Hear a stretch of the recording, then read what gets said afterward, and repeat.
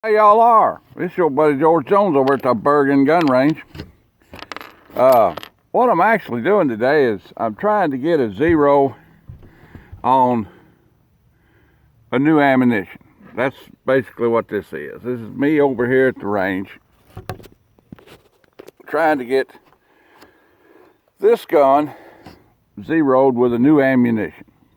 So I found a good deal on Winchester or Remington Thunderbolt. The Thunderbolt's pretty good ammo, pretty good rimfire ammo. So I'm going to shoot it exclusively out of the Rugers. I got another one at the house I didn't bring, and so what I'm doing is I'm trying to get a zero on that ammunition. Okay, so if you shoot a regular ammunition all the time and shoot the same brand all the time, yeah, you're good there. If you do like me and you hunt around for bargain ammo, yeah. So you have to do something different every time, because every cartridge, especially in rimfire, will shoot in every gun a little bit differently. So that's where we're at right here. Okay, I shot 3. Let's see where we're at.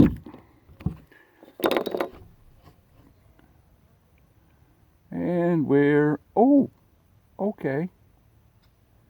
Yeah, one slightly below, one slightly above, and one right in the middle of a target pasty. That's what I'm shooting at, them little pasties that come with shooting C targets, little round dots, I call them pasties. Back when I was shooting competition, I used to buy them on a big roll.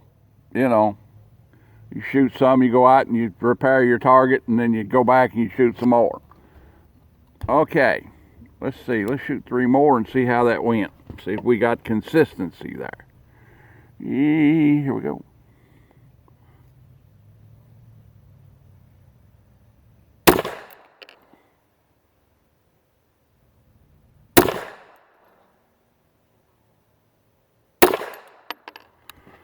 Okay, lay that guy down. Pick up our Lensatic Sea Lookers.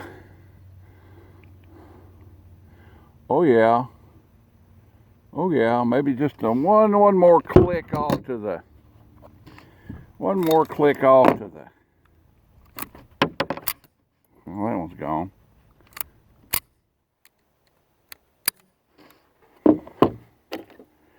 One more click here.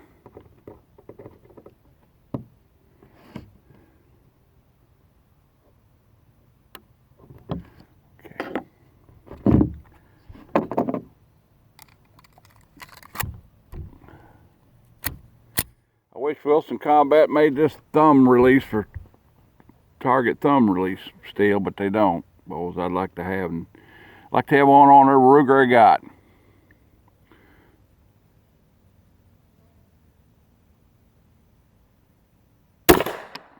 Ooh.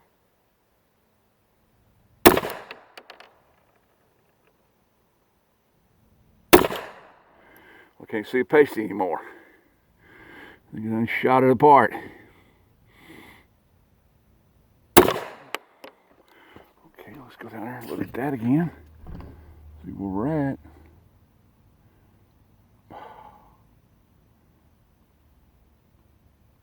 That's about as good as it's gonna get, I think. I got like 2 more in the pasty and 1 more at 6 o'clock right off of it. So, and this is at 10 yards. So we're not in too bad a shape there.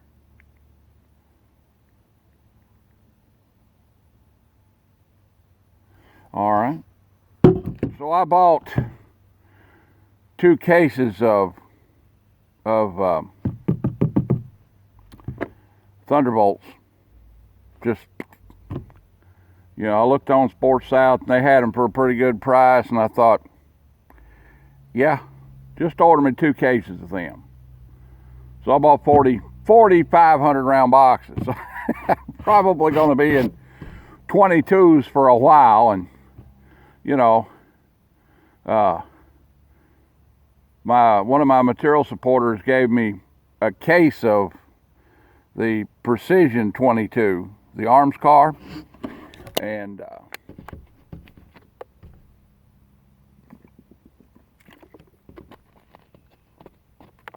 was shooting the tar out of it. I'm going to shoot 10/22s tomorrow. There's something to do. Now, let's see, where we at? Okay, that's guys. I love this thing. This guy right here, Wilson Combat thumb release for Rugers. And they don't make it anymore. You know, they just don't make it anymore. I've hunted all the high and low for it. Amazon, they ain't even on Amazon. Okay, let's try the 22 Magnum with Aguila. Bought a case of this stuff. Aguila 40 grain 22 Magnum saw point.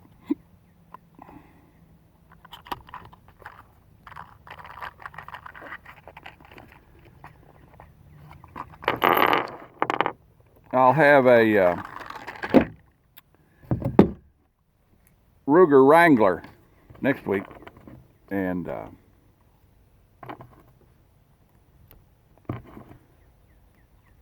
they're starting to get to where everybody's that on allocation for them is getting them. And Apache Armament received 8 of them yesterday. The guy called me and told me, says, I got 8, how many you want? And I'm like, well, I want 1 for test purposes and 1 for myself. Okay, let's try this. I'm going to shoot this one on the big shoot and see target. If I can get up there and get a grip on it.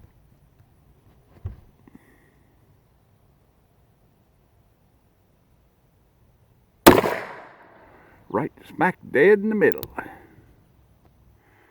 Do that again. Do it 8 more times. Right dead in the middle. Ooh, it shoots these very nice.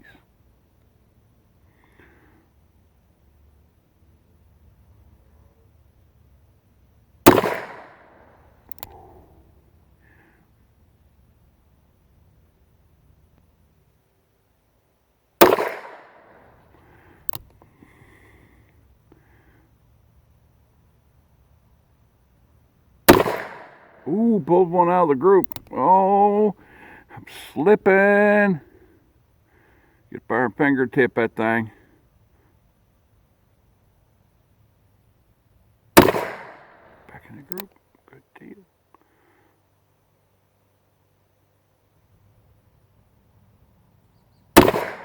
Oop, one high at 12 o'clock. Just out of the group. All right, that was me. There's one at 3 o'clock right outside the group. Barrel could be getting hot. 22 Magnum's a hot shooter.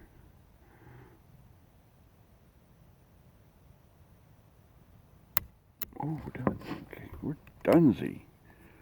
The problem with the 22 Magnum is in a revolver, they sometimes stick.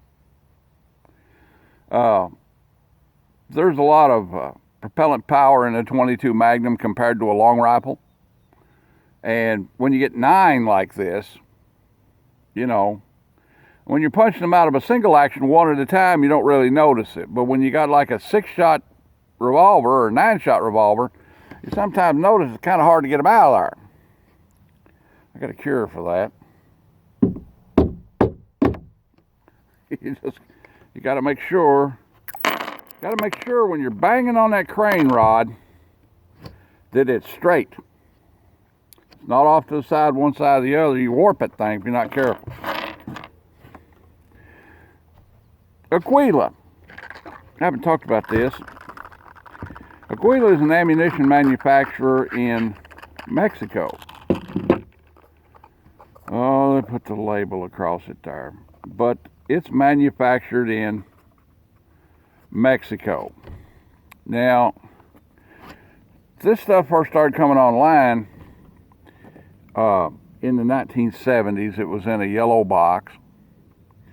And you started seeing a little Aguila ammunition come into the country from Mexico.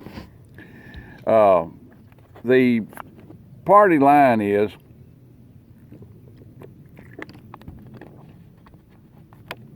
Winchester established a manufacturing facility outside of Mexico City, basically to serve the Mexican military establishment. And when you saw Aguila ammunition, you only saw it in 38 Special, 38 Super, 45 Automatic, and 9mm Paraball. That's all you ever saw it in.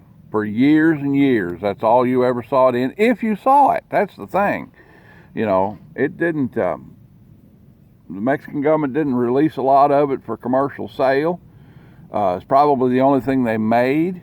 Mexico has a no militaria rule, where civilians are not allowed to own firearms that are chambered in military calibers, 223, 308, 7.62 by 39, you know, 30-06. If you see a legally owned gun in Mexico, typically it's in 38 Special, 32 ACP, 38 Super, or 38 Colt Automatic, as it's sometimes referred to, 30-30, you know, 32-20, and things like that, because they're not legally allowed to own military caliber guns. Now, I'm sure that there's, you know, as corrupt as Mexico is, I'm sure there's probably people that have a license to have it that are in the private sector, personal defense and that sort of thing. But as a rule, no military calibers. Aguila used to be a really crap ammo. I remember when we were shooting it, and I was shooting it out of my MAC-10. You know, I was shooting it out of my Colt government model, stuff like that. It was cheap, and I wasn't pleased with it.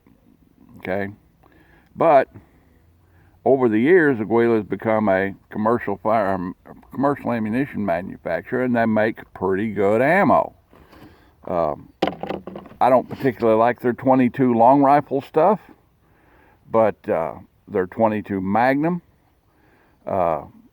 They manufactured 5mm Remington for a long time, and it was the only source for 5mm you could get. But it's turned out to be a pretty good ammunition manufacturer.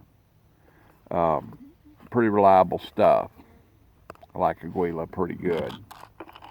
So, having said that, let's shoot 9 more at range and see how we do with this gun. I got a live one here somewhere. Well, anyway, I'll put 9 more in it right quick. We just didn't intend to start out with a video when I came over here. I intended just to shoot guns. But it turns out that, you know, you just have to, you know.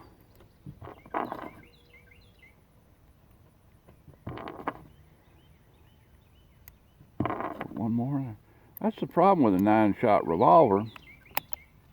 It takes long to get it loaded. Put some ear mufflers on. These things are loud. All right. Let's see what I can do. 25-yard steel plate. 25-yard steel silhouette on double action. Let's see if we can get it.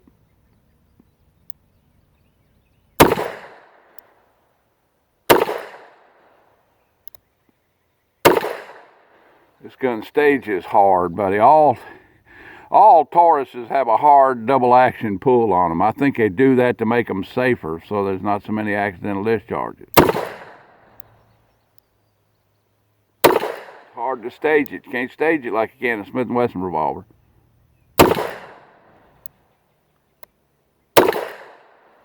I first got this gun, I couldn't shoot it at all. I finally got it zeroed in. And that's all of them. Okay. Let's get her started right here.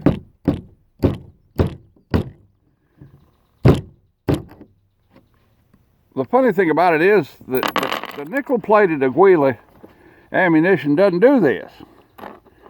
You don't have to peck the nickel-plated cases out. They are hard, but they're not as hard as the brass ones. And they're both the same price, as near as I can see. They're both the same price.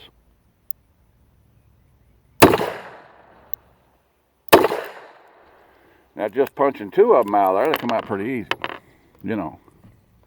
But when you got a lot of them in there grabbing, you know, it's kind of hard. All right, now, let's see, what we're going to do. Well,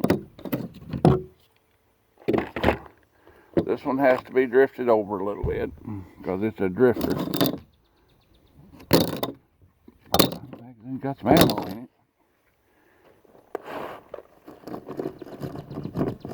That's a magazine's got some ammo in it. There we go.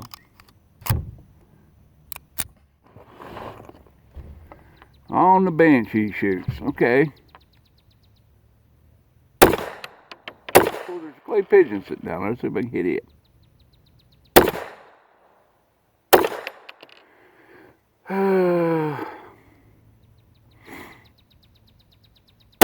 Yep.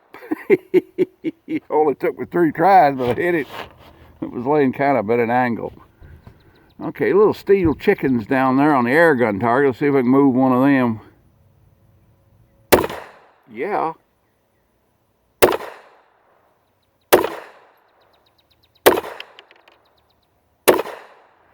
Boy, there's all kinds of 22 automatic pistols out on the market. Just tons of them.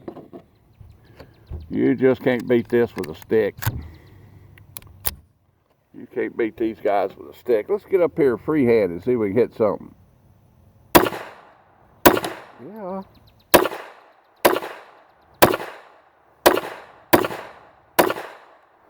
Yeah. All right, bane of my existence, 3-inch Mickey Mouse target at 25 yards. I can't even hit it from the bench. Yeah, I can too.